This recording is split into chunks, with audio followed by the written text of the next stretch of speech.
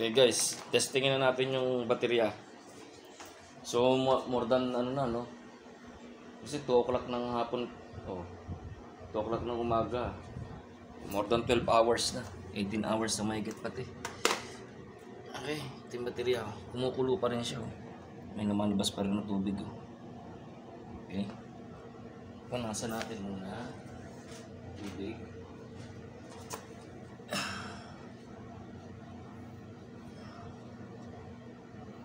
Okay.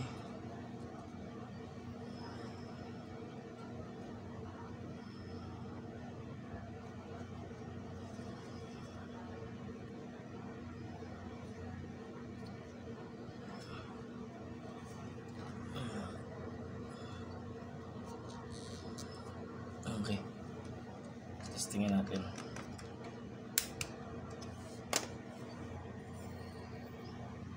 Okay, walang polarity kasi DC. Kahit anong balibalita rin natin yan. 13 pa rin, no? Okay, so goods na siya. Hindi bumaba yung voltahe niya kasi pag bumaba ng 11 yan, yun, may diferensya yung baterya. Okay, 13.10, 13.8. Itong bateryang malaki. Natin. Yan, 12.65. Goods pa rin yan. Pero tagal lang di naka-charge yan eh. Pero okay, yan 13.8. Okay na to. Okay, goods na tong natin baterya. Okay. Ayan. Takpan natin. Yun.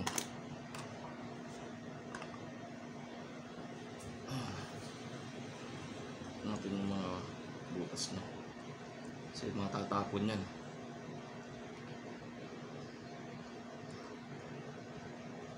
Okay. Yan. Yan. Tapos lalagyan natin sa UPS.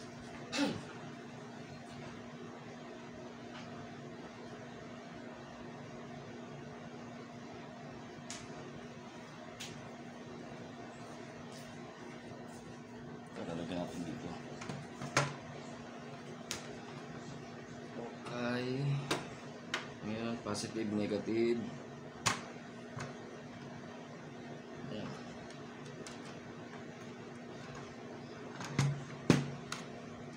Okay. Yan sa UPS. Natin yun. Tingnan lang tayo guys sa paghahawak-hawak ng mga ano. Make sure naka-off. Yan guys, yung nag-spark ko. Okay.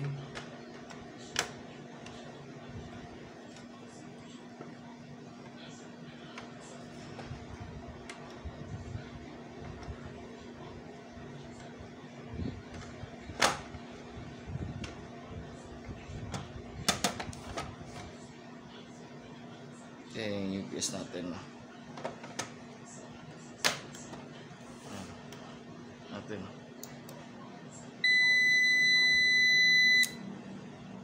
Yan guys, ngayon naka-on na siya no, UPS no.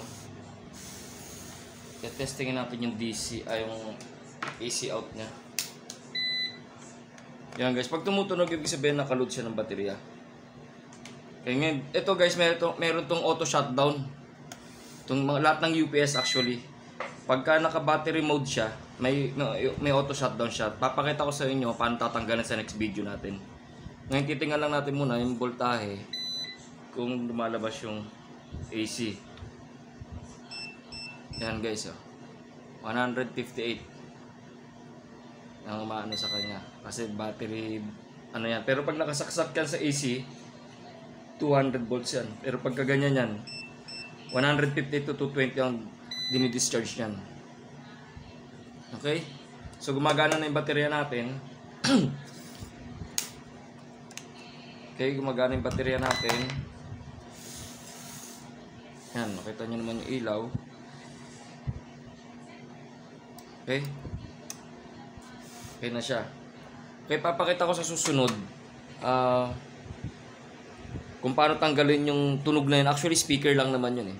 Yung tit, gumagano. Speaker lang yun. Pero, indication lang yun na naka-battery load siya. Okay? Naka-load ang ano niya, battery galing. Ngayon, ang tatanggalin natin yung auto shutdown para hindi siya mag-shutdown. Kasi normally lahat ng UPS nag-shutdown pagka naka-battery mode.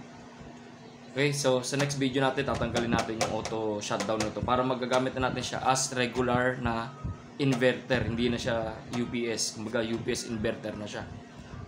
Okay? Peace out.